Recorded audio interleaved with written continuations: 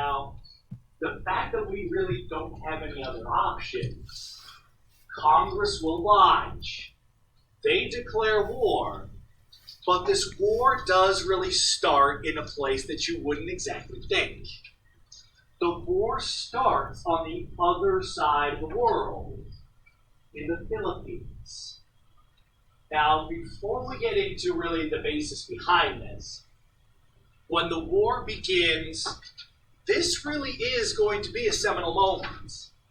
We have this old European power, what used to be the biggest empire on Earth, who has been in decline considerably for the past 100 years, against these upstart Americans, this people that's on the rise. This is really interesting to some Europeans. We're going to see that two old world European powers even make a bet on this.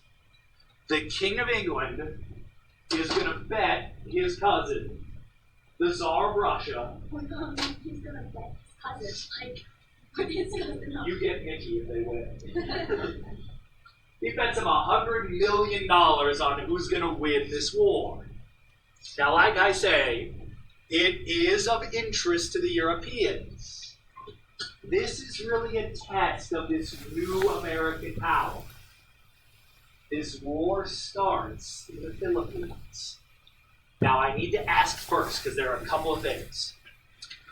Why on earth does it start in the Philippines? I want to ask you. Think back to the map that I had shown you guys before. What is it about the Philippines? Yes, Jake? I don't. Big shot. Well, wasn't it there that was?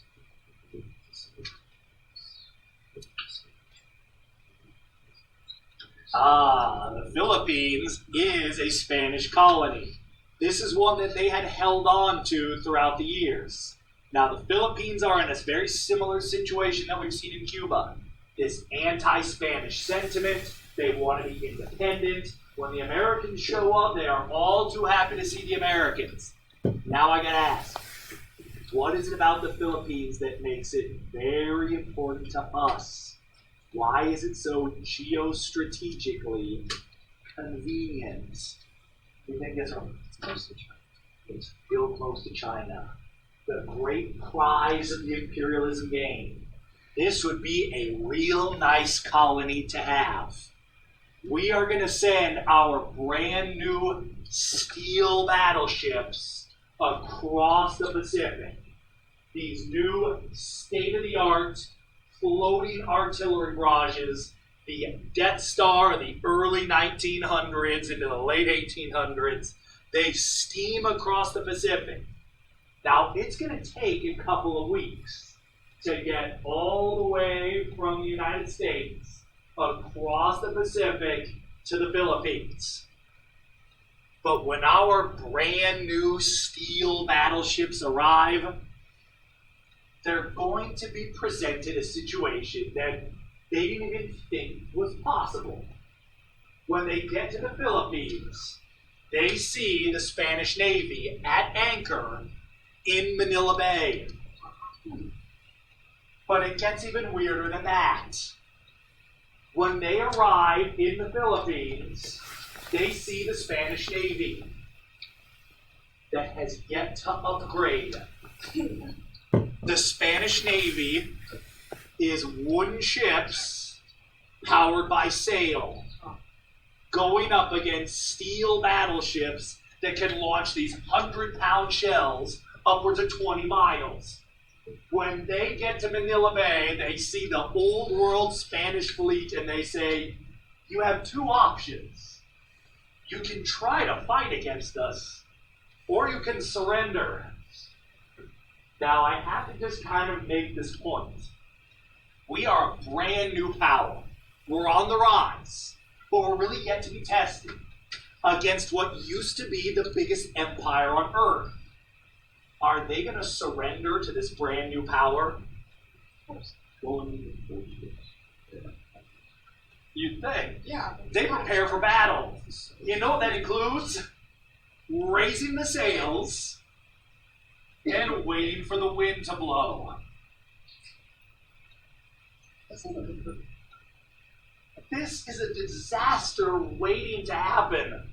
The wind isn't really cooperating, so they fire a warning shot. They can fire these old world cannons, these cannonballs that are about that big. They can fire about 5 miles. We're about 15 miles outside of their range when we open fire. Huge shells are going to literally turn their entire Pacific fleet into matchsticks. They're annihilated quickly. It takes about 6 hours. When the Navy is destroyed, now you send in the Army. They land in Manila, and the Spanish there are hated. They are the imperialist oppressors. When the United States shows up, we are seen as the liberators. We're coming to free them from Spanish rule. You send the army, and with help from some Filipino rebels, we are going to crush the Spanish that are still in the Philippines. In total, between defeating the entire fleet and then routing the army that's in the Philippines, this entire portion of the war takes about 6 days. The Philippines is then surrendered. Phase 1 of the war is going very, very well.